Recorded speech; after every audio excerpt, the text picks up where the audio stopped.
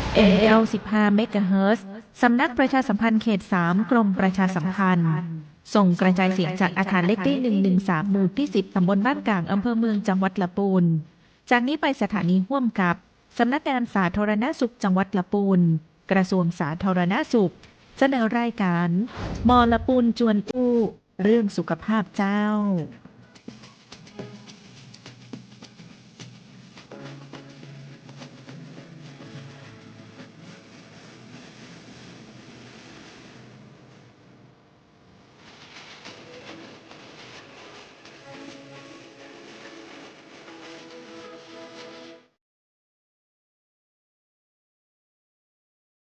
กับรายการหมอละปูนจวนอู้เรื่องสุขภาพโดยสำนักงานสาธารณสุขจังหวัดละปูนนะเจ้าร่วมกับสวท FM 95ละปูนนะเจ้าวันนี้พิมพวรรณเคยตามาพร้อมกับพี่นกสิรินเลศักดิ์เจ้าพี่นกเจ้าวันนี้เราจะมาอู้เราจะเริ่มต้นด้วยอย่างก่อนดีเจ้าเอาสถานการณ์นะคะน้องเนาะโรคติดต่อที่ต้องเฝ้าระวังในช่วงนี้เป็นจะได้พ่อเจ้าพี่นกเจ้าโรคติดต่อที่ต้องเฝ้าระวังในสัปดาห์นะคะเป็นของว่าสัปดาห์ที่5ของปี2569นะคะระหว่างวันที่25ถึง31มกราคมนะเจ้า2569เราพบว่าสถานการณ์เอา5อันดับนะคะเนาะอันดับแรกเจ้าช่วงนี้ยังฮอตเหมือนเดิมก็คือโรคไข้หวัดใหญ่ช่วงนี้อากาศมันยังเย็นๆอยู่นะเจ้ายังเย็นๆวันนี้คลายก่อนค่ะเหมือนคลายมานี่แต่ตอนเช้ายังหนาวอยู่นะเจ้ายังหนาวอยู่นะคะเนาะแต่ว่าต้องระวังสุขภาพก็คืออุณหภูมิที่ช่วงเช้าอาจจะหนาวนะคะช่วงบ่ายก็จะร้อนเนี่ยเจ้าเนาะก็สถานการณ์โรคไข้หวัดใหญ่ก็ยังเป็นอันดับ1นะเจ้าเนาะแล้วก็อันดับ2ก็จะเป็นอุจจาระร่วงอันดับ3ปอดอักเสบอันดับ4อาหารเป็นพิษเอา5อันดับนะคะอันดับสุดท้ายก็คืออันดับ5เนาะก็คือสุขใสคืออีสุกอีใสเนี่ยเจ้าเนาะเพราะเราดูตาม5อันดับแรกที่เป็นรายงานโรคติดต่อที่ต้องเฝ้าระวังในพื้นที่จังหวัดลำพูนเราก็จะหันว่าส่วนใหญ่จะเป็นโรคในระบบทางเดินหายใจและระบบทางเดินอาหารนะเจ้าพี่นกเจ้าซึ่งน่าจะสอดคล้องกับประเด็นที่เราจะมาอู้กันวันนี้ช่วงนี้ต้นเดือนกุมภาแล้วนะเจ้าหลายท่านอาจจะหันประกาศของจังหวัดลำพูนนะเจ้าตอนนี้ประกาศจังหวัดลำพูนตอนนี้เปิ้นบอกว่าห้ามเผานะเจ้าห้ามบุคคลทำการเผาในที่โล่งในพื้นที่จังหวัดลำพูนนะเจ้าอันนี้ห้ามเลยไหมคะน้องห้ามเลยเจ้าตั้งแต่วันที่1กุมภาพันธ์นะเจ้าไปจนถึงวันที่31พฤษภาคม2569คือเริ่มตั้งแต่ตะวาเนาะเจ้าเป็นมาตรการที่เคร่งครัดนี่นะคะถ้าเกิดใครเผานี่เพิ่นจะมีอะไรอย่างคะมันมีที่จริงนะมันขึ้นอยู่กับไปอ่านในรายละเอียดของประกาศจังหวัดลำพูนแล้วเจ้ามันมีทั้งโทษจำคุกโทษปรับตัวนะเจ้าแล้วก็พื้นที่นะทั้งจำทั้งปรับแล้วเวลากฎการกระทำผิดกฎหมายเนี่ยก็จะมีบทลงโทษตามพื้นที่ตัวนะเจ้าเพราะว่ามันก็จะมีกฎหมายที่เกี่ยวข้องที่มาเกี่ยวข้องหลายๆอันนะเจ้าบอกว่าจะเป็นพื้นที่ชุมชนพื้นที่เจ้าบ้านเนี่ยนะอันนี้เปิ้ลบอกว่าห้ามเผาบอกว่ากรณีใดๆทั้งสิ้นห้ามเลยเด็ดขาดใช่ค่ะแล้วก็ในส่วนของพื้นที่แหมอันก็คือพื้นที่เกษตรกรรมนะจ๊ะทำการเกษตรตอเข้าเลยใช่ขยะมูลฝอยเผากิ่งไม้ใบไม้อันนี้ก็ห้ามเหมือนกันเจ้าห้ามดำเนินการเผานะเจ้าวัชพืชต่างๆนะเจ้านอกจากนั้นก็จะเป็นพื้นที่ในเขตปฏิรูปที่ดินนะเจ้าก็คือเกษตรกรที่เปิ้ลได้รับจัดสรรที่ดินนะเจ้าก็ห้ามมีการกำจัดเศษวัสดุทางการเกษตรข้าวฟ่างตอกสังข้าวนะเจ้าหรือหญ้าอย่างขยะมูลฝอยต่างๆที่เกิดจากการเกษตรอันนี้ก็ห้ามเหมือนกันนะเจ้าและก็นอกจากนั้นนะเจ้ามีแหม2พื้นที่นะเจ้าที่ต้องเอามาอู้ตัวก็คือพื้นที่ริมทางเจ้าพี่นกเขามากจะเจอบ่อยๆที่ไม่ได้มีเป็นใครเป็นเจ้าของบ้านหรือไงนะคะน้องค่ะอันนี้ก็คือห้ามให้การจุดไฟเผาในพื้นที่ริมทางหลวงริมทางรถไฟหรือริมทางหลวงท้องถิ่นนะเจ้าแล้วก็ถ้าหากผู้ใดเห็นก็สามารถแจ้งหน่วยงานเข้าไปดำเนินการนะเพื่อ ดำเนินการนะ เจ้า ทาง พี่น ก ก ฎหมาย พี่นก ต่ อั อน ที่บ้านพี่นกเองนะคะ ก็คือ เจ้า พี่นกอยู่ในเขตอำเภอเมืองเนาะ เจ้า คือตังป้าหลวงหรือว่าอย่างนี้ค่ะเปิ้ลก็จะประกาศเกือบทุกวันเนาะ เจ้ารณรงค์ พี่จะได้ยินหลายพื้นที่หลายเทศบาลนะคะ ที่เปิ้ลประกาศเพราะว่าอยู่ เจ้า เป็นเขตรอยต่อเองนะคะ อืม ก็หลายๆแห่งทุกแห่งอะเจ้า เจ้า เปิ้ลก็เน้นย้ำในเรื่องของการเผาในช่วงนี้ซึ่ง ลดการเผา ใช่ลดการเผาห้ามเลยนะคะ ห้าม เนาะ เผาเลย ก็ นะ คือ เจ้า แจ้งในเรื่องของโทษของการเผา เจ้า มีทั้งจำทั้งปรับเองนะคะ ใช่ ก็ ค่ะ ก็อยากจะฝากพ่อแม่พี่น้องว่าช่วงนี้เราเกาะเพื่อสุขภาพเนาะ เจ้า ซึ่งมันสอดคล้องกับประเด็น อืม ที่เราจะอู้ก็คือ วันนี้เราอู้ถึงฝุ่นละอองขนาดเล็ก เจ้า PM 2.5 ซึ่งถ้าเราเผาเนาะ ม อันเนี้ยค่ะ เป็น ก็ ผ จะ ลกระทบโดยตรง แม่น ค่ะ นะเจ้า มีพื้นที่แหมอันหนึ่งเจ้าพี่นกเจ้าตะกี้เฮามามีพื้นที่ชุมชน พื้นที่เกษตร พื้นที่เขตปฏิรูปเนาะพื้นที่ริมทางและแหมพื้นที่หนึ่งก็คือพื้นที่ป่านะเจ้า เปิ้นบอกว่าห้ามผู้ใดเข้าไปในเขตอุทยานแห่งชาติ หรือทำให้เกิดไฟป่าทุก เจ้า ชนิดนะเจ้า เฮาบางทีเราบ่ฮู้เนาะป่าเนี่ยชอบก็จะเผากะในช่วงเนี้ยค่ะ เจ้า เดือน 2 เดือนเนี่ยค่ะก็จะเห็น แต่ เผา เปิ้น เป็น ก็ บาง มี จุด ยกเว้นบางส่วนนะเจ้า เจ้า เปิ้นบอกว่ายกเว้นการบริหารจัดการเชื้อเพลิงในพื้นที่ที่มีความจำเป็นอย่างยิ่งต่อการหยุดยั้งการลุกลามของไฟป่า ตามหลักวิชาการของหน่วยงานที่รับผิดชอบ อันนี้จะต้องมีหน่วยงานรับผิดชอบนะถึงจะดำเนินการได้ บ่ใช่ นะ แบ เจ้า บว่าใครจะไปจุดจัดการแปลง บ่ อันนี้ ได้ คนเดียวอีบ่ได้นะเจ้า คือหลักๆแล้วสรุปแล้วก็ช่วงนี้ก็คือห้ามเผาเลย เจ้า อันนี้ก็จะเป็นประกาศจังหวัดลำพูนนะเจ้า เจ้า ท่านสามารถเข้าไปค้นหาสืบค้นหา ซึ่ง ได้ เจ้า นะ ซึ่ง เจ้า ผล ใน กระ ราย ทบ ละเอีย ข ด องฝุ่นนะคะ ซึ่งน้อง เจ้า อ้อน่าจะเขาได้เล่าก็ได้อู้เนาะ แม่น ใน แล้ว เรื่องของ เจ้า ฝุ่นนะคะว่ามีผลกระทบต่อสุขภาพของคนนะคะ เพราะฝุ่นเนี่ยมันจะมาเป็นช่วงฤดู ใช่คือช่วงเนี้ยที่เขาอู้ถึงเรื่องของฝุ่น PM เจ้า 2.5 เนี่ย โดยไอตัว PM 2.5 เนี่ยมันต่างจากฝุ่นทั่วไปก็คือมันขนาดมันเล็กมาก เล็กมากขนาดที่ว่าเปิ้ลบอกว่าถ้าเราเอาเส้นผมมาพาเส้นผ่าศูนย์กลางเนี่ย แบ่งออกเป็น25ส่วนนะเจ้า โอ้ ฝุ่น น้อย PM มาก 2.5 คือ1ส่วน25ของเส้นผ่าศูนย์กลางตรงหั่นนะเจ้า เจ้า แสดงว่ามันเล็กขนาดนะเจ้า เจ้า เพราะฉะนั้นเวลาที่มันเข้าไปในร่างกายคนเฮาเนาะมันก็จะเข้าสู่ระบบทางเดินหายใจนะเจ้าเข้าสู่ปอดเข้าสู่ถุงลมนะเจ้า อันนี้ผลกระทบต่อร่างกายโดยตรงก็คือปอดกระแสเลือดนะคะเนาะแล้วเปิ้ลบอกว่าถ้าสิ่งที่เป็น PM 2.5 เนี่ยตอนนี้ก็คือมาจากควันตะกี้อู้เรื่องเผาเนาะ เจ้า ควันรถควันโรงงานเนี่ยนะคะ แล้วก็ไฟป่าอย่างที่น้องอ้ออู้ไปอะค่ะ ส่วนใหญ่คือมาจากการเผา เจ้า ทั้งในพื้นที่บ้านเฮาแล้วก็พื้นที่ใกล้เคียงตัว เจ้า นะเจ้า โดยลักษณะของภูมิประเทศบ้านเฮาตัวมันเป็นลักษณะเป็นแอ่งแล้วก็ล้อมรอบด้วยภูเขาเนาะถ้าช่วงไหนมีความกดอากาศยังเข้า ช่วง มา มีอากาศ มันก็จะถ้าฝุ่นมันมีนะเจ้ามันก็จะทำให้ปริมาณฝุ่นในพื้นที่บ้านเฮาสูงขึ้น สถานการณ์วันนี้เป็นใดพ่องเจ้าเนาะ เจ้า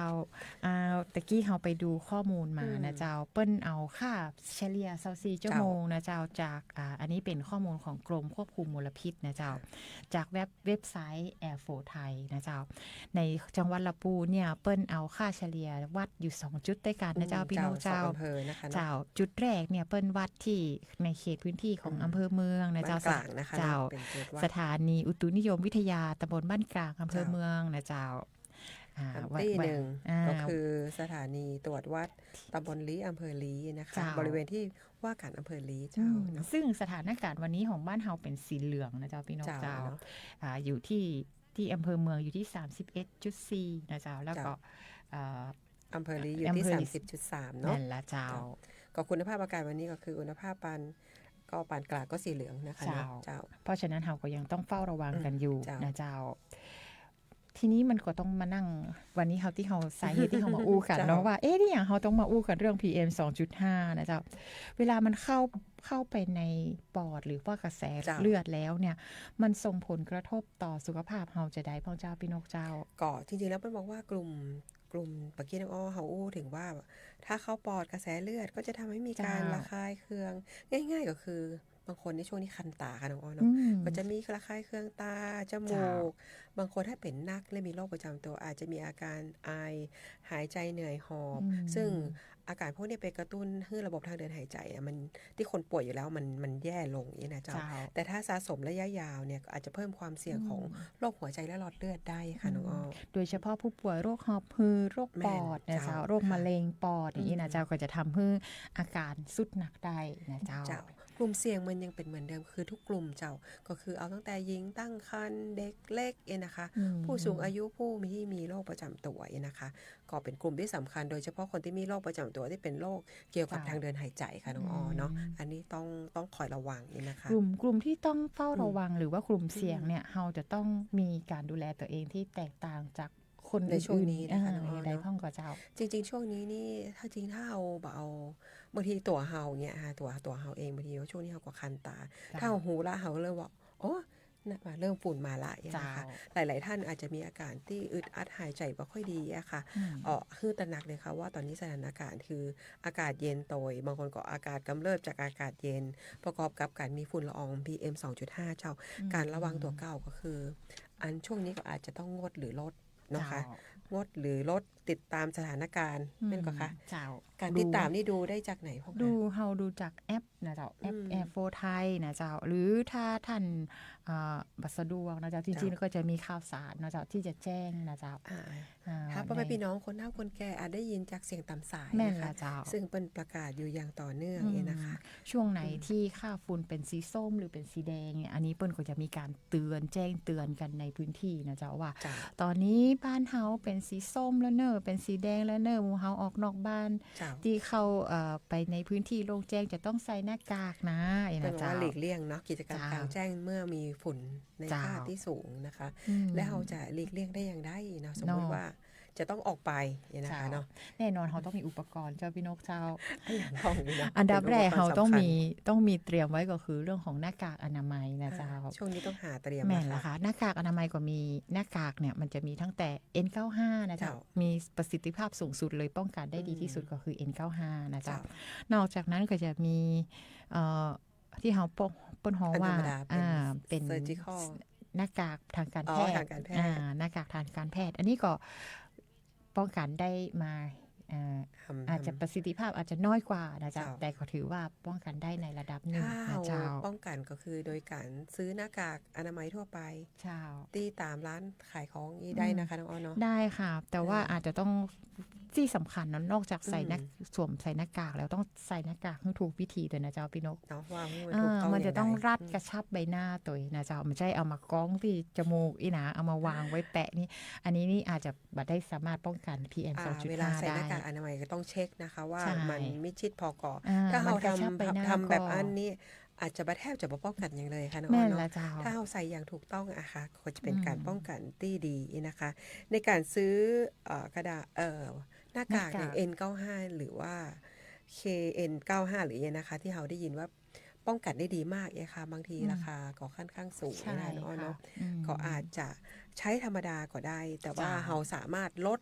พฤติกรรมเสี่ยงเจ้าเช่นถ้าช่วงไหนฝุ่นเยอะเขาก็อาจจะเลี่ยงการออกบ้านแม่นแล้วจะอยู่ในพื้นที่อาคารหรือห้องที่มันปิดมิดชิดนะคะเนาะเปิ้นบอกว่าในช่วงคำถามมาเนี่ยหลายๆครั้งนะเจ้าพี่นกเจ้าเปิ้นบอกว่าในช่วงที่มันค่าฝุ่นสูงเนาะเป็นสีส้มเป็นสีแดงเนี่ยเฮาจำเป็นต้องใส่หน้ากากตลอดเวลาก่อนเนาะมันเป็นคำถามที่ว่าแต่มันหายใจยากนะมันหายใจยากแต่ถ้าเกิดว่าอย่างน้องอู้ก็คือว่าถ้าแดงมากๆนะคะโดยเฉพาะเขาเป็นคนเสี่ยงเราก็อาจจะต้องอยู่ในที่ที่มีชิดและจำเป็นต้องใส่แต่ถ้าเราคนธรรมดาที่แข็งแรงที่คิดว่าตัวเองมาเป็นอย่างจริงๆแล้วถ้าบัดใส่เลยก็อาจจะบอกรู้สึกอย่างนี้นะคะจริงๆก็เป็นสิ่งที่บ่ควรทำก็อาจจะต้องใส่ด้วยเวลาที่ออกไปข้างนอกเจ้าเนาะก็เลี่ยงสุดๆก็คือถ้าฝุ่นนักๆก็คือถ้าคนเฒ่าคนแก่อาจจะไม่ออกแล้วก็ที่บ้านถ้าเกิดว่าไขอาจจะมีเครื่องที่ช่วยก็คือเครื่องฟอกอากาศหรือว่าทำบ้านที่เป็นบ้านปลอดฝุ่นนะคะเนาะก็สามารถที่จะช่วยได้ในเกณฑ์ของบ้านปลอดฝุ่นเนี่ยก็จะมีในเรื่องของการปิดประตูที่มิดชิดมีห้องมีเครื่องฟอกอากาศหรือว่ามีเครื่องอะไรอย่างคะมีแอร์เนี่ยนะคะอันนี้ก็คือเป็นห้องปลอดฝุ่นเนี่ยนะคะที่สามารถดำเนินการได้ถ้าใครที่พอจะดำเนินการได้ในบ้านของตัวเก่าอาจจะมีสักหนึ่งห้องนะคะเป็นห้องปลอดฝุ่นในบ้านเรือนเจ้าค่ะคือห้องปลอดฝุ่นท่านสามารถจัดการในพื้นที่ของท่านได้นะเจ้าโดยการปิดประตูหน้าต่างทำความสะอาดห้องให้ สะอาดนะเจ้าเปิ้ล เจ้า บอกว่าการทำความสะอาดห้องถ้าจะเก็บฝุ่นเนี่ยมันจะต้องใช้ผ้า ผ้าเช็ด ชุบน้ เปียก ำเปียกหมาดๆในการทำความสะอาดนะเจ้าเพื่อลดปริมาณฝุ่นที่ตกค้างอยู่ในบริเวณในห้อง ใน อา บ้าน คารบ้านเรือน นะเจ้า นะเจ้า ก็เราต้องตระหนักตลอดนะคะว่าพวกช่วงนี้ฝนเยอะอะค่ะ แม่ เรา นละ ต้อง เจ้า ระวังตัวเองนะคะเนาะ อืม เจ้า เพราะฉะนั้นสิ่งที่สำคัญก็คือว่าถ้าในกรณีที่ค่าฝุ่นสูงเนาะเมื่อใดก็ตามที่ต้องออกไปในพื้นที่โล่งแจ้ง เจ้า ยืนยันว่าท่านต้องสวมใส่หน้ากากอนามัยตลอดเวลา ตลอดเวลา อ่า ค่ะ แต่ถ้าช่วงไหนรู้สึกว่ามันอาจจะ ฝุ่น ใส่ฝุ่นมันแบบนักหรือช่วงนัก แต่ว่าท่านไปอยู่ในพื้นที่ที่มันเป็นห้องที่มันปิดมิดชิดก็สามารถที่จะถอดหน้ากาก ถ้า ได้ บางคนอาจจะบะคุ้นชินเช่นคนเฒ่าคนแก่รู้สึกอึดอัด เจ้า หรือหายใจบ่ออกเนาะ อืม แล้วก็ไข่ N95 แล้วก็บ่ไหวอ่ะ อืม ฮาหลีกเลี่ยงก็คือว่าถ้าเป็นคนเฒ่าคนแก่คนป่วยกลุ่มเสี่ยงเนี่ยค่ะ เจ้า ก็พยายามอยู่บ้านก่อนนะคะ เจ้า ในช่วงนี้นะเจ้า นอกจากห้องปลอดฝุ่นแล้วที่เราสามารถดำเนินการทำได้เองในบ้านตัวเก่า ตอนนี้เพื่อนก็มีมุ้งที่ไว้สู้ฝุ่นนะคะ เจ้า ก็คือเวลานอนสำหรับคนไข้ที่เป็นคนไข้คนเฒ่าคนแก่หรือกลุ่มเสี่ยงเนี่ยค่ะ ถ้าเกิดแบบมีห้องที่เป็นปลอดฝุ่นเนี่ยนะคะเพื่อนบอกว่า เจ้า แนะนำให้เป็นอาจจะเป็นมุ้งที่เป็นเพราะว่ามุ้งสู้ฝุ่นเนี่ยนะคะ เจ้าแต่มุ้งจะต้องมีเปิ้นฮ้องว่าไอ้ตัว ตัว ทอมันจะต้องมีความละเอียดใน เจ้า การที่จะ ค่ะ กันฝุ่นได้ส่วนหนึ่งตัวเองนะเจ้า เจ้าและอาจจะติดเครื่องฟอกอากาศ ซึ่งแต่ตอนนี้มีเผยแพร่ทางสามารถค้นหาได้ประกอบเองได้อะเจ้าแล้วก็เอาเครื่องฟอกอากาศเข้าไปในมุ้งอันนี้สำหรับช่ เพื่ ว อย ดึง ผู้ป่วย เพื่อหมุนเวียนอากาศ อากาศ ที่อยู่ในมุ้ง ที่อยู่ในมุ้ง ะ เนี่ยค่ะ อันนี้ เจ้า สำหรับคนเฒ่าคนแก่คนป่วยเนี่ยค่ะทุกที่ เจ้า รู้สึกว่าถ้าช่วงนี้อากาศมันแย่มากแล้วก็อาการกำเริบเนี่ยเจ้า มุ้งสู้ฝุ่นก็เป็นทางหนึ่งที่จะช่วยได้เจ้าน้องอ้อ เจ้า ค่ะ รวมทั้งห้องปลอดฝุ่นตัวเอง อ่า นะเจ้า ใช่ เนาะ ใช่เจ้า ที่จริงถ้าทำเป็นห้องปลอดฝุ่นก็จะทำให้สะดวก หลายๆคน ขึ้ สามารถ แต่ว่าบาง อยู่ บาง ได้ พื้นที่ อืม เปิ้นอาจจะบ่เอื้อไอ้นะเจ้า แม่น บาง เจ้า บ้านนะเจ้าเนาะก็อันนี้ก็จะเป็นแนวทางนะเจ้าในเรื่อง เจ้า ของการดูแล ทีนี้ถ้าเปิ้นบอกเปิ้นมีคำถามมาหลาย ๆคำถามนะแล้วช่วงนี้กระแสออกกำลังกายก็ยังมาอยู่นะเจ้าช่วงออกกำลังกายในช่วงฝุ่นเยอะเนี่ยควรออกกำลังกายออกได้ไหมนะเจ้าออกกำลังกาย จริงๆแล้วมันออกได้นะคะ จริงๆบางคนก็บ่ได้เขาเห็นว่าบางทีช่วงฝุ่นก็มีคนออกกำลังกายอยู่ เจ้า แต่ว่าก็ลดน้อยลงค่ะน้องอ้อจริงๆแล้วอยากจะแนะนำว่าในช่วงที่เราติดตามสถานการณ์อย่างต่อเนื่องแล้วนะคะ ว่าวันนี้สีแดงสีเหลืองสีเขียว ออกวันไหนปลอดภัยอาจจะออกไป แต่ถ้าไหนรู้สึกว่าอากาศมันแย่มากนี่นะคะรู้สึกมันมัวๆเหลือเกินนี่นะคะ มันจะมองเห็นได้อาจจะต้องเปลี่ยนเป็นอาการออกกำลังกายในบ้านเลยค่ะแล้วก็เพิ่มอาจจะเปลี่ยนจากการวิ่งเป็นการที่ออกกำลังกายใน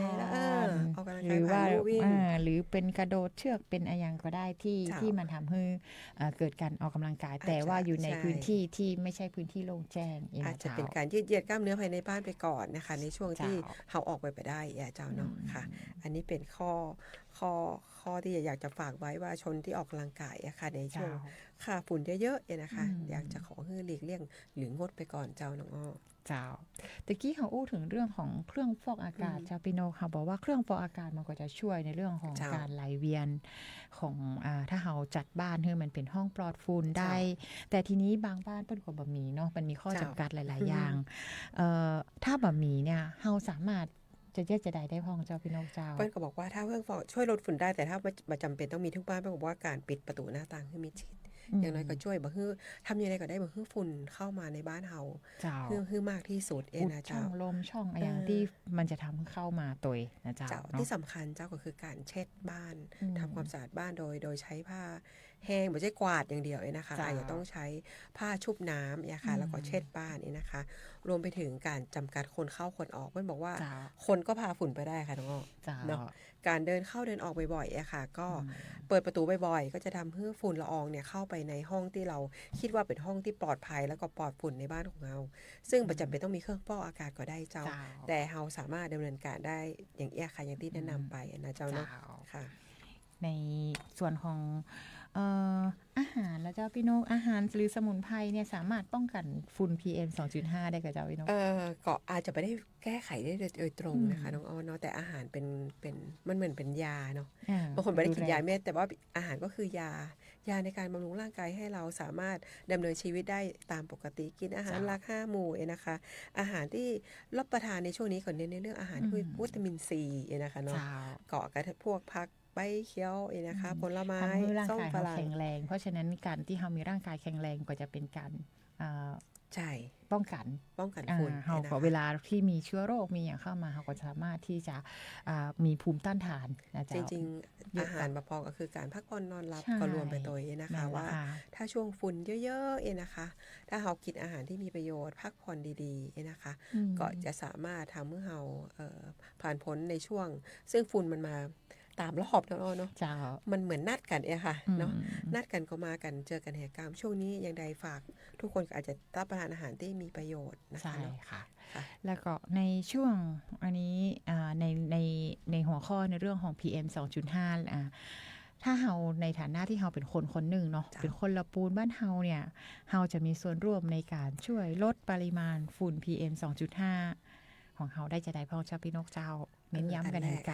รมนี่นะเจ้าเนาะก็อยากจะบอกฝากพี่น้องนะคะเจ้าละปูนนะคะว่าอย่างช่วงนี้ก็คืออย่างอ้อบอกคือเริ่มแต่1 กุมภาพันธ์แล้วก็คือ ต้องงดเลยนะคะเนาะเจ้าเพราะว่าตอนนี้มันมีมาตรการหลายๆอย่างนะคะทั้งการปรับการจับนะคะก็จริงๆไม่ได้เพื่อหวังว่าจะไปช่วยทำให้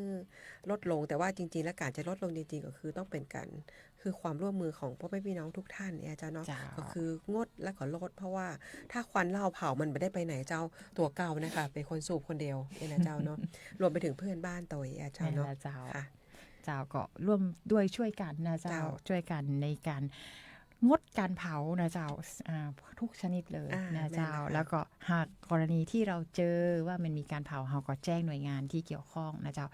แจ้งไปที่สพ.ก็ได้แจ้งไปที่อำเภอก็ได้ไปที่อบต.ก็ได้ปหลวงกับนันได้หมดเลยถ้าเกิดว่าเพื่อนบ้านเผาแล้วก็รู้สึกว่ามันเบาไหวแล้วไอ้เนี่ยค่ะถ้าบอกเปิ้ลแล้วเปิ้ลอาจจะยังทำอยู่นะคะก็ไปกระซิบบอกตังป้าหลวงบ้านได้นะเจ้าค่ะสถานการณ์ฝุ่นช่วงนี้ก็ยังสีเหลืองอยู่คือยังที่เฮาคือยังต้องเฝ้าระวังกันต่อเนื่องนะเจ้าพี่นกเจ้ามีแหมประเด็นนึงเจ้าช่วงนี้เดือนกุมภาเจ้าพี่นกเปิ้ลบอกว่าเดือนกุมภานี่นะมันเป็นเดือนแห่งสีแดงวันนี้เขามีดอกสีแดงตอนแรกที่ดอกแดงคืออย่างก็สื่อถึงวันแห่งความรักมีเรื่องของประเด็นเรื่องของวันแห่งความรักวันวาเลนไทน์แล้วก็ช่วงนี้จะเป็นใกล้เทศกาลแห่งอันนึงก็คือเทศกาลตรุษจีนเจ้าพี่นกเจ้าตรุษจีนเกี่ยวกับเรื่องโลกเขาอย่างไรมันก็จะไปโยงเพราะว่าในช่วงของตรุษจีนเนี่ยถ้าเราไปเดินตามตลาดเจ้าพี่นกมันก็จะมีทั้งอาหารนะเจ้าแล้วก็ขนมต่างๆที่เปิ้นเตรียมตรุษจีนเยอะมากเนาะเยอะมากเพราะฉะนั้นสิ่งที่เราอยากจะมาอู้ก็คือเรื่องเราจะเฝ้าระวังเรื่องอาหารในช่วงเทศกาลตรุษจีนได้จะได้พ่อนะเจ้าเดี๋ยวนะประมาณค่อนไปเดือนประมาณสัปดาห์ที่3นะเจ้านี่นะคะเราจะทำจะได้ให้คนกินอร่อยปลอดภัยมีสุขภาพดีตลอดเทศกาลตรุษจีนเนาะช่วงนี้นะคะตามสถานการณ์ที่รายงานไปก่อนหน้านี้นะคะก็คือช่วงนี้อุจจาระร่วงแล้วก็อาหารเป็นพิษเนี่ยมานะคะมีการเกิดโรคเป็นกลุ่มนะคะเริ่มเข้ามาละเกาะประกอบกับเทศกาลที่น้องอ้อได้อู้ไปก็คือเทศกาลตรุษจีนเนี่ยนะคะก็อยากจะฝากว่าโรคอุจจาระร่วงและอาหารเป็นพิษเจ้านะในช่วงเนี้ยอาจจะต้องเฝ้าระวังแล้วก็คอยดูแลสอดส่องตัวเก่าในเรื่องของการบริโภคนะคะเนาะว่าจะบริโภคอาหารอย่างใดให้ปลอดภัยนะเจ้าเนาะค่ะเพิ่นบอกว่าอาหารตรุษจีนนะเจ้าพอเราคิดถึงตรุษจีนเนี่ยเราก็จะคิดถึงเนื้อสัตว์หน่อยพี่นกไก่เป็ดหมูอาหารทะเลนะเจ้าเป็ดพะโล้ขนมหวานต่างๆนะเจ้าแล้วคนเปิ้นทำมาได้ตัวเดียวเนาะและทีนี้ความเสี่ยงที่เกิดขึ้นจากอาหารเราเนี่ยค่ะบอกว่าจะเป็นอาหารค้างคืนวางทิ้งไว้นานๆเนี่ยนะเจ้าบางทีก็อาจจะปรุงไม่สุกโดยเฉพาะเนื้อสัตว์นี่นะเจ้าแล้วก็ อาหารบางอันก็ไขมันสูงเจ้าพี่นกเจ้าหวาน แม่ มันเค็มมา มา เต็ม เลย เต็มเลยนะ จ เจ้า ริงๆหลายท่านอาจจะคิดว่าช่วงนี้เป็นหน้าหนาวอาหารไม่ได้บูดง่ายอะค่ะน้องอ้อ อ่า ก็วางไว้ก็อาจจะทั้งวัน เจ้าว างตอนเช้าก็กินถึงเย็นเนี่ยค่ะ อ่า บางทีเราไปได้ข้อฟ้าปิดหรืออย่างที่มิดชิดรวมไปถึงอุณหภูมิห้องที่แบบบ่ได้เย็นทั้งวันเนี่ยค่ะ ก็จะทำให้อาหารที่เราวางไว้แล้วเรามากินตอนช่วงบ่ายหรือสายอะค่ะ อาจจะบูดเสียโดยที่เราบ่รู้ว่ามันบูดหรือเสียอะค่ะ อันนี้เราก็จะเป็นการรับของที่อาจจะดีตอนแรกดีอยู่อะค่ะ พออาหารที่มันบูดเน่าหรือเริ่มจะเสียอะค่ะ มันก็จะเป็นพิษต่อร่างกายเฮาอะเจ้าเนาะค่ะ เพิ่นบอกว่าแหมอันหนึ่งที่เฮาอาจจะต้องเฝ้าระวังก็คือเรื่องของภาชนะแล้วก็พื้นที่ เจ้า พื้นที่ทั้งจำหน่ายอาหารแล้วก็พื้นที่ปรุงอาหารตัวนะเจ้าภาชนะตัวจะต้องสะอาดนะเจ้าซึ่งมันเป็นประเด็นสาเหตุปัจจัยของอาหารเป็นพิษ แล้วก็โรคอุจจาระร่วง ค่ะ เจ้า ค่ะจริงๆหลักการของการปรุงอาหารนะก็คือ เจ้า เหมือนที่เราเคยย้ำเตือนมาตลอดก็คือเราต้องกินร้อนนะคะเนาะ อืม หมายความว่าถ้าปรุงเสร็จก็อาจจะต้องรับประทานเลย แต่ เจ้า ถ้าในเทศกาลนี้ซึ่งบางบ้านเนี่ยเปิ้ อื ล ม เปิ้ลก็ทำเยอะอะค่ะ เจ้า เนาะในเทศกาลก็คือทำเยอะเพื่อ ญาติมา ในกิจกรรม แขมาแล้วก็ แขกมา ไหว้อย่างตัว ใช่ นะเจ้าเพราะฉะนั้นเปิ้ลก็จะเตรียมอาหารเนี่ย ใน ค่อน ปริมาณ ข้ง ที่เยอะ เยอะ นะคะ มากเจ้า คือทำแล้วอาจจะต้องเก็บ อาจจะไม่ทิ้งพักไว้แบบอุณหภูมิห้องปกติไว้เมินนะคะ จ้า อาจจะต้องรีบเก็บเข้าตู้เย็นนะคะ เพื่อรักษาเอ่อรักษาสภาพของอาหารที่มันค เจ้า งรับประทานได้อยู่ในมื้อต่อไปเจ้าเนาะอันนี้อยากจะฝากว่าถ้าหลีกเลี่ยงไม่ได้ที่จะเก็บของไว้เยอะๆนะคะ เจ้า จริงๆหลักการของการกินอาหารก็คือต้องกินร้อน ช้อนกลาง กินทันทีนะคะ เจ้า กินร้อนช้อนกลางล้างมือค่ะ อืม อันนี้ก็เป็นหลักของการป้องกันโรคเกี่ยวกับทางเดินอาหารอยู่แล้วนะเจ้าเนาะค่ะ เจ้า มันต้องเริ่มต้นตั้งแต่ตอนที่เราไปซื้อแล้วเจ้าไปนกเจ้า อันดับแรกอาจจะต้องเลือกวัตถุดิบที่สดใหม่นะเจ้าเนาะไม่มีสีไม่มีกลิ่นที่ผิดปกตินะเจ้าแล้วก็พอปรุงเนี่ยก็ต้องปรุงให้สุกตัวนะเจ้า เจ้า โดยเฉพาะอาหารที่เป็นพวกเนื้อสัตว์และก็อาหารทะเลต่างๆนะเจ้า เจ้าทีนี้เป็นก็นอกจากอาหารแล้วเป็นเนื้อสัตว์ก็ยังมีหลาย ๆ บ้านก็จะมีพวกทำขนมเนี่ยนะคะ ขนมเนี่ยบางทีเขาก็ต้องอยู่บ่ได้เก็บอะไรอย่างนี้ยนะคะ เอาวางไว้หรืออาจจะต้องระวังเรื่องอาหารที่ขนมที่อาจจะเกิดขึ้นลาได้ถ้าเกิดว่าเก็บไปหลาย ๆ วันแล้วเรายังเอากลับมารับประทานอยู่ เจ้า เนี่ยเจ้า อันนี้อยากจะฝากไว้เจ้า เพราะว่าถ้าเราไปเดินตลาดนะเจ้าพี่นกนอกจากจะหมูเห็ดเป็ดไก่จะเยอะแล้วเนาะมันก็จะมีพวกขนมเค็งขนม อันนี้ เที ของ ย มาน กเลยเจ้า โอ้มาเต็มๆนะเจ้าน้ำตาลแป้ง หวานมัน เค็ม หวานมันเค็มมาเลยนะเจ้า อันนี้ เจ้า ก็จะเข้าข่ายของ เออ การเฝ้าระวังของทางกระทรวงสาธารณสุขก็คือ ใช่ เราจะลดหวานมันเค็ม แม่ อัน ละ นี้ เจ้า ถ้าอยากกินยังไงคะน้องสักอันเนาะ เปิ้ลก็บอกว่า อาจจะ ต้องกินในปริมาณที่พอเหมาะนะเจ้า อืม เลือกขนมที่ห่อสะอาดไม่ขึ้นลาอีเนาะ เจ้า กินแบบเพื่อมกพอดีบ่ต้องเอาจนแบบ เอามกหา จัด ยาก เต็มเนาะเอาให้ อืม แห่ยากแล้วก็บอกว่า อาจจะต้องทำให้มันเป็นชิ้นเล็กๆกันนะเจ้า เอาฟังหมอนี่นะหมอบอกให้กินอย่างซ่า เออ อ อย่าง เนี่ยเนาะ บางคนบางคนมีคำถามมาเจ้าพี่นก อืม เป็นเบาหวานอะใจ เจ้า ก็อยากกินนะกินได้ก็อย่าเจ้าพี่นกเจ้า ก็กินได้อย่างสมมติมีขนมเค็งนี่นะสองรสชาติ อืม คือขนมเค็งมันจะมีไส้เค็มกับไส้หวาน เจ้า ถ้าเป็นเบาหวานก็อาจจะเลือกอ่ะไส้เค็ม อืม แล้วเอาแป้งมาต้องกินหมด อาจจะย่อม จริง เห็นหน่อย ต้อง ผมรู้สึกผิด แต่รู้สึกว่าได้ทานเนาะแต่แบบ เจ้า ความอันนะคือคนเฮามันอยากกินเนาะพี่นกเนาะ เอา แล้ว ตัว ไปได้ เฮา กินเนี่ยมันเค ตัว รียด เฮาก็เป็ แต่ น เจ้าพี่นกเจ้าเนาะ ตัวเขาก็เป็นเจ้า เออ ว่านะยังไปตรวจสุขภาพล่าสุดค่ะเนาะโอ้ย เห็นผลไปได้ห้องพี่นก เนาะ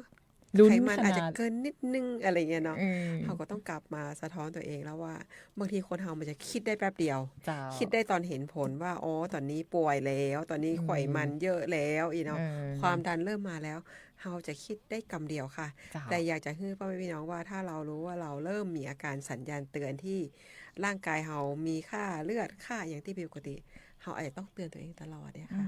อย่างเช่นอยากกินขนมเค้กอาจจะเห็นหน่อยเนาะเนาะ เจ้าให้มันหายากเนาะ เจ้า ลดปริมาณความเครียดของตัวเองนะเจ้า เจ้า กินได้นิดนึงแต่บ่ต้องกินแบบเยอะเกินนะ อาจจะ เจ้า ลดลงนะคะเนาะลดปริมาณ อ่า อืม เปิ้นบอกว่าอาหารเวลาเราไปอย่างช่วงตรุษจีนเนี่ยเจ้าเปิ้นไปไหว้เจ้าเนาะมันก็เยอะมากนะเจ้า ทีนี้มันไม่ได้สามารถกินได้หมดภายในวันเดียวพี่นก มันเยอะเกินค่ะน้องๆบางคน แล้ว เป็น ที เอา นี้ ไก่มาขึ้นตัวเนาะ แล้วเปิ้น อืม เปิ้นก็เอาไปเก็บ มันจะเก็บได้นานกว่าเจ้าพี่นก จริงๆมันเก็บไปได้มาเมินค่ะ จริงๆครับมัน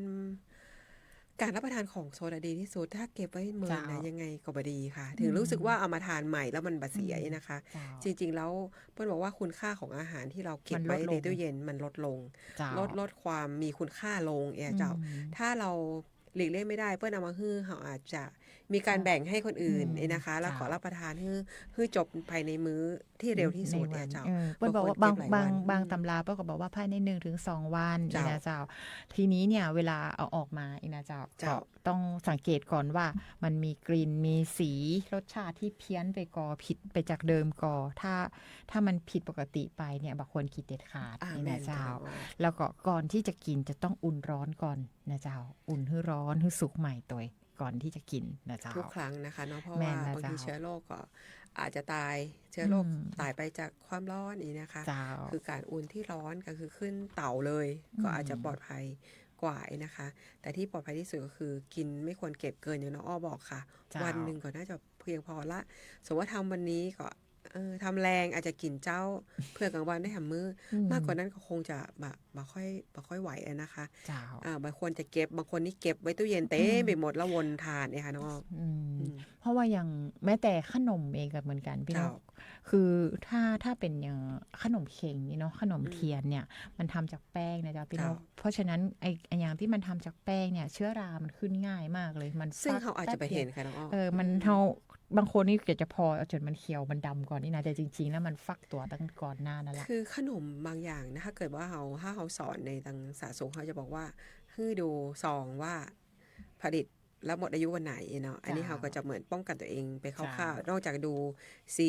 สันขึ้นราไหมเนาะก็ให้ดูวันหมดอายุเป็นเกณฑ์ แต่ว่าอาหารอย่างที่น้องอ้อบอกก็คือพวกขนม อืม ไทยอย่างเงี้ยค่ะบางทีมันไม่ได้บอกวันหมดอายุเนาะ แม่น เขาอาจจะต้องสังเกตดีๆอะค่ะว่า เจ้า มันนานเกินไปเป็นอาทิตย์แล้ว สี เนี่ย มัน บางที ซีด เขา ไป ก็อาจจะ ไหม แบบ อีนะเจ้าหรือว่ามันมีจุดดำๆไอ้เนาะเป็น เจ้า เชื้อราเลยอย่างอีนะเจ้า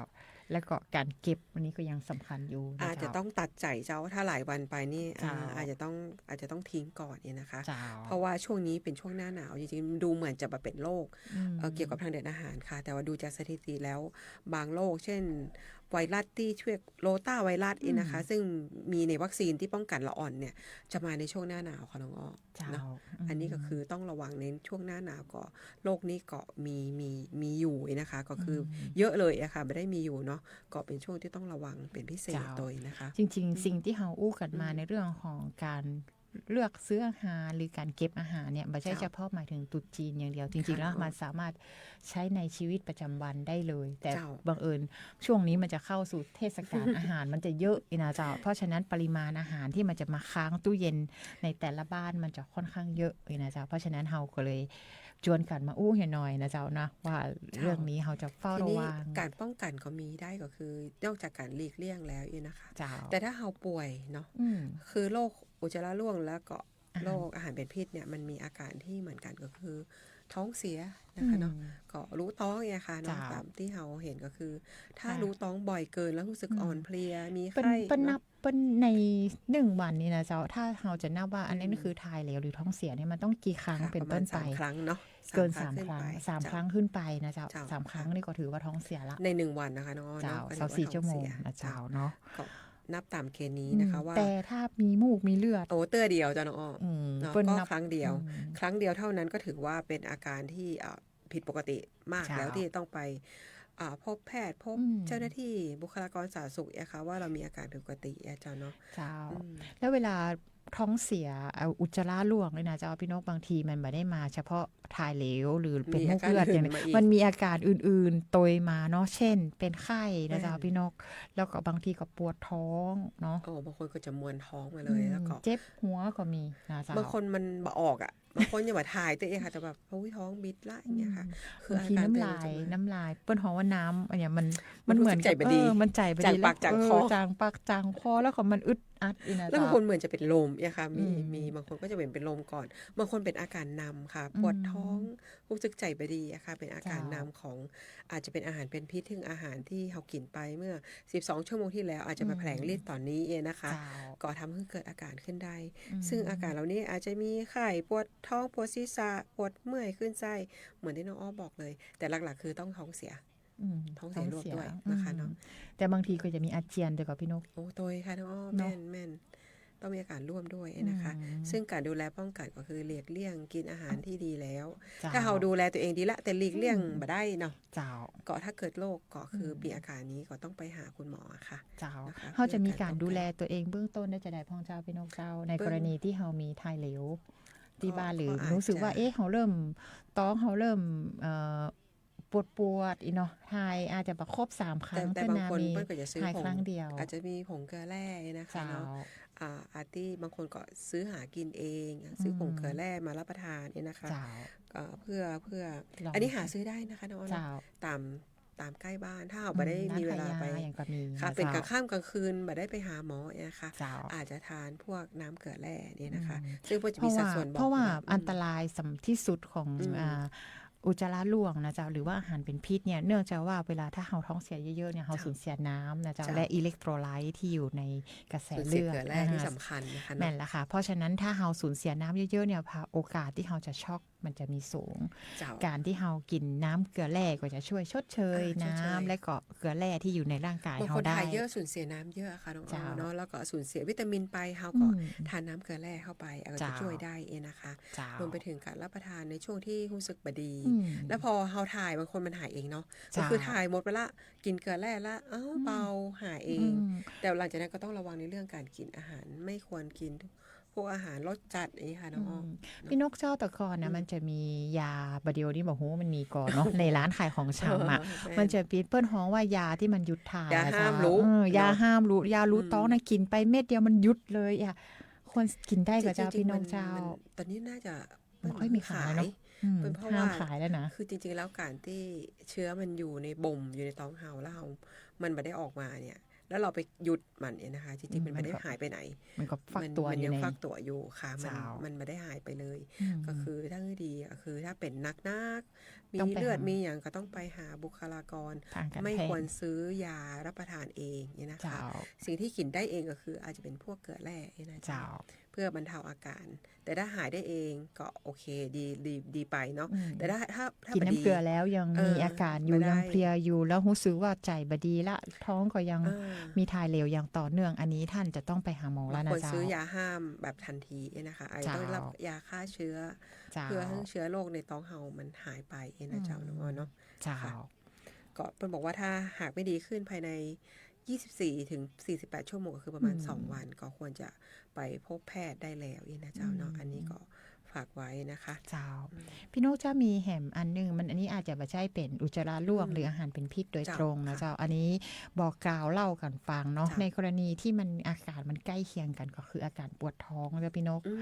คนบางคนปวดท้องแล้วก็รู้สึกปวดอยู่อันน่ะปวดมันเกร็งไปหมดเนาะแต่ทีเนี้ยถ้ามันปวดเกิน6 ชั่วโมงเมื่อใดก็ตามที่เกิน6 ชั่วโมงแล้วเจ้าอยากจะบอกให้ท่านเลยว่าให้ท่านไปหาหมอปวดต่อเนื่องติดต่อกันมากกว่า6 ชั่วโมงมันอาจจะเป็นอย่างที่นักกว่าหันแต่ว่าใจอาจจะไม่ใช่อุจจาระร่วงละนะเจ้าปวดอย่างเดียวโดยมันมีอย่างอื่นร่วมเนี่ยนะคะมันอาจจะมีแผลในกระเพาะอาหารรุนแรงอีนะเจ้าหรือมันอาจจะมีอย่างที่เป็นภาวะโรคเป็นภาวะการเป็นสัญญาณเตือนเลยนะเจ้าการปวดท้องที่ยาวนานเกิน6 ชั่วโมงนะเจ้าอันนี้คือว่าถ้าท่านทนบ่ไหวอะค่ะเอาง่ายๆนะเจ้าเนาะถ้าท่านทนบ่ไหวละมันรู้สึกดีขึ้นเลยพักก็แล้วกินน้ำเกลือแร่ก็แล้วมันจะเป็นต้องรอ2 วันหรืออย่างเงี้ยค่ะรู้สึกบ่ม่วนแล้วใจดีแล้วท่านก็สามารถไปหาหรือบางทีหลายๆท่านอยู่ที่บ้านแล้วก็มีเครื่องวัดความดันอยู่ที่บ้านเนาะลองวัดความดันแล้วถ้าค่าความดันของท่านตกไปจากปกตินะจากอันเดิมมี110 70มารอบนี้ถ่ายเหลวปวดท้องน้ำตัวบนบ่ถึง100ละนะเหลือ70 80อันนี้ท่านอาจจะต้องไปหาหมอแล้วนะเจ้าค่ะก็แสดงว่ามันมีสัญญาณเตือนมาละนะเจ้าเนาะ